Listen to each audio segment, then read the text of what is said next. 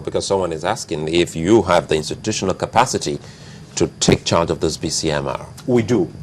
We do. And let me tell you what happens in real life. What happens in real life is when you begin to develop a new system, particularly the digital systems, if you started with a capacity of 1,000, over time, you begin to develop, you begin to mentor others, and you actually end up helping in developing and expanding capacity. And let's be realistic. Practically every sector in Nigeria have gone digital. Every other sector is embracing IT. From Channels Television, for example, a couple of years ago, you don't conduct your interviews using Skype. But today, they call me from this office and I say, I'm so busy. And they say, hey, Frank, we know you're busy, but if you're on Skype, we can still do the interview in the comfort of your office. That was not obtainable years ago. An average reporter on the street today uses digital recorders. The bank have gone digital. Even the churches are going digital. We must hold on. Let me just land. We must go digital because that's the surest way to go. Let me tell you something before you come in. The Inspector General of Police could have probably stayed away from this and decide to play the good boy, decide to play the good man, and said, hey, I don't want any controversy. I don't want to be bashed in the media. That is hold on. No. Mr. Umba, I think you're missing the point. I mean, you're talking about, nobody is saying don't go digital. In fact, everybody is supporting the police in going digital. The police must have a database where, you know, they should be able to trace cars and what have you, especially when it comes to road users. But we're saying that an agency has already gathered that information. Why is it impossible for the police The point I have made, is there something that is missing in the information that the FRSC has gathered? It's from what Mr. Osita said, it would seem that they don't even know that you're about to embark on a BCMR. The point I am making, and I've made that point very strongly, is the fact that the road safety is doing something does not in any way stop the police from doing what they are doing. I have said that what the road safety is doing and what the police, the Nigerian police force is doing are mutually reinforcing. They are complementary. You know, very they will quickly, actually help Mr. Umba, to strengthen the security. Before we go, how can a Nigerian approach the police in getting this done? We have three ways. All of them are online. You can sit at the confines, within the confines of your home and office, and actually start the registration process by simply logging to www.policebcmr.org. And once you log into this platform, it's going to prop up all the information, and then you begin the process of filling your forms. You must have all your vehicle papers ready. And by the time you finish filling the form, you could get to a point where you need to pay. Yeah. You can use the BCMR scratch card. Oh, we have to buy. We can buy the scratch card. Yeah, sure. Where do they sell this?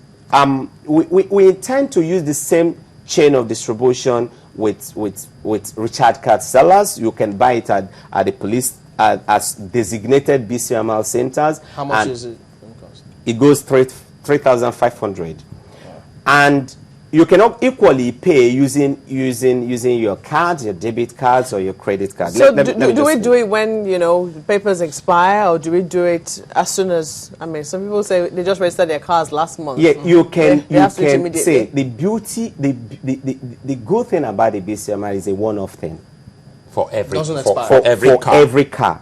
Even if you sell the car, is a one-off thing. Once you have done it, because we simply that's what the law says, we just needed to get those data. And once we have captured it, we have captured it. So you don't need any renewal. So whether you registered your car today, or whether your car the licenses are expiring tomorrow, once you've done it, all you need to be doing is constantly updating it.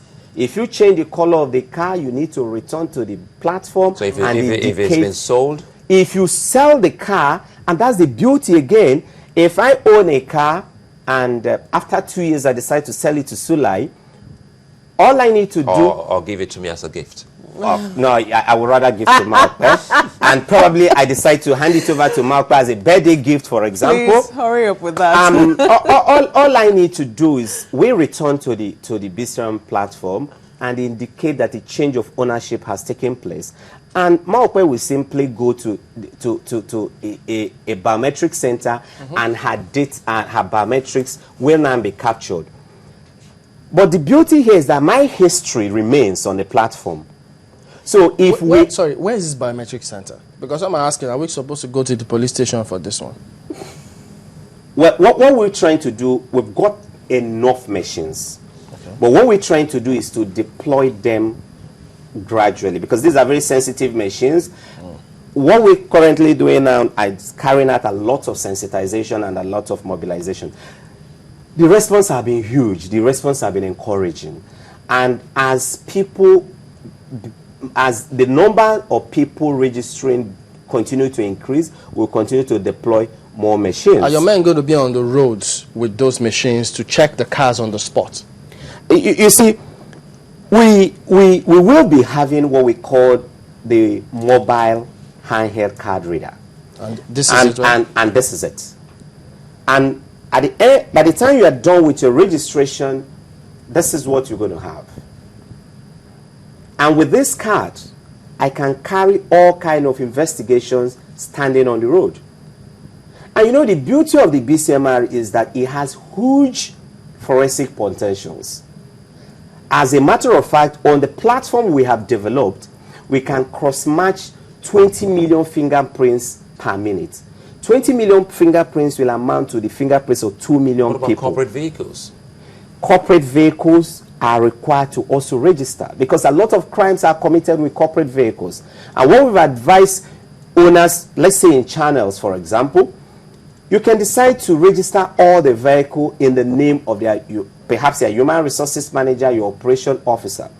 But I've also spoken to some of my friends, and I say, if you are running a corporate agency and you have drivers, it is better to attach the vehicle to the drivers, because that makes them even more responsible.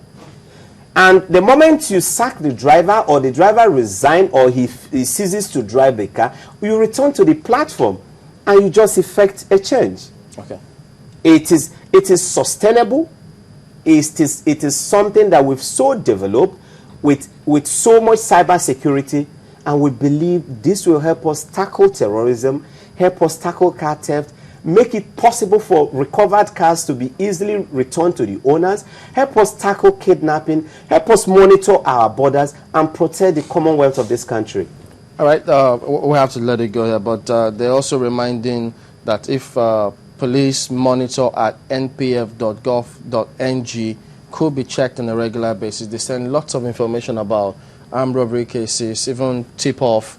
Some of them are saying no response yet, but I imagine that you attend to all of those. We attend to all of those. When somebody has given you a tip, a sensitive information, sometimes you deliberately work on, once the information are comprehensive enough, sometimes you deliberately don't try to get back to the person. Use the information, do the job, so that you don't create rooms for exposing whoever is giving you information. All right, thank you for coming on this morning. Frank Oba is the Force Public Relations Officer.